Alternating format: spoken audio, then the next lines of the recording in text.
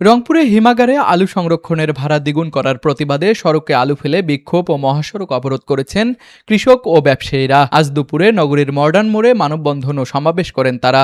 আন্দোলনকারীদের অভিযোগ, চলতি মৌসুমে প্রতি কেজি আলু সংরক্ষণের ভাড়া 4 টাকা থেকে বাড়িয়ে 8 টাকা করা হয়েছে, যা কৃষক ও ব্যবসায়ীদের জন্য অতিরিক্ত আর্থিক চাপ সৃষ্টি করবে। তারেক রহমান সাহেব ইনসাফের কথা বলে, ইনসাফের দেশ চালাবে। এইভাবে যদি কৃষক মারা যায় তাহলে কি উনি কি দেশের উন্নয়ন করতে পারবে?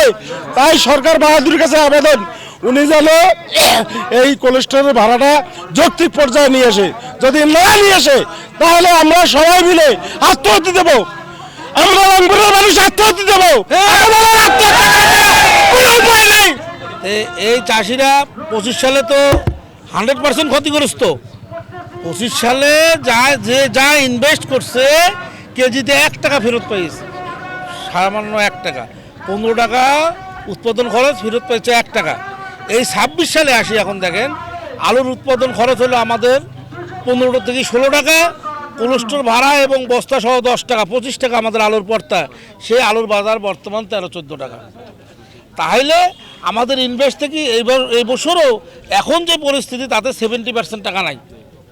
আমরা 30% টাকা হয়তো ফেরত পাইতে পারি। এর মধ্যে আবার মরার উপরে খাড়ার ঘা। গত বছর ভাড়া ছিল 250 থেকে 300 টাকা, সেই ভাড়া আবার কোলেস্ট্রল মারি গেলে তাল ভাওনা করে 435 টাকা ভাড়া কাটতেছে। এখন আমাদের উপরে জুলুম চাপাই দেওয়া হচ্ছে। কোলেস্ট্রল আলুর বাজার হলো 9 টাকা, কোলেস্ট্রল ভাড়া হলো 8 টাকা। কোন পৃথিবীতে আমরা বাস করি?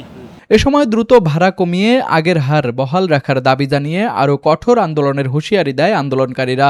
পরে রংপুর ঢাকা মহাসড়কে আলু ফেলে বিক্ষোভ করেন তারা। তুষার আচার্য, ডেস্ক রিপোর্ট, RCTV।